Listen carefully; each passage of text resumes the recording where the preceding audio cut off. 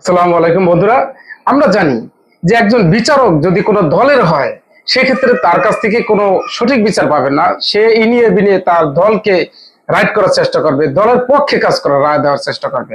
একজন সংবাদকর্মী যদি কোনো দলের হয়, কোনো পন্থী হয়, সেক্ষেত্রে ইনিয়ে বিনিয়ে সত্য মিথ্যা দিয়ে মিশ্রণ করে তার দলকে প্রমোট করার চেষ্টা করবে বা তার দলকে রাইট করার চেষ্টা করবে, মিথ্যাকে সত্য বানানোর চেষ্টা করবে।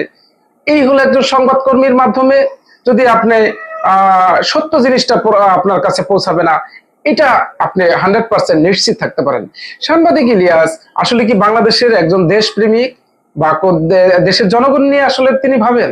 আসলে না, তিনি একটি দল, একটি দেশের কে প্রতিনিধিত্ব করে থাকেন। তিনি তার পাকিস্তান প্রেমী, তার স্পষ্ট তার ভাষায় সেটি ফুটে উঠেছে, তিনি জামাত ইসলাম পন্থী।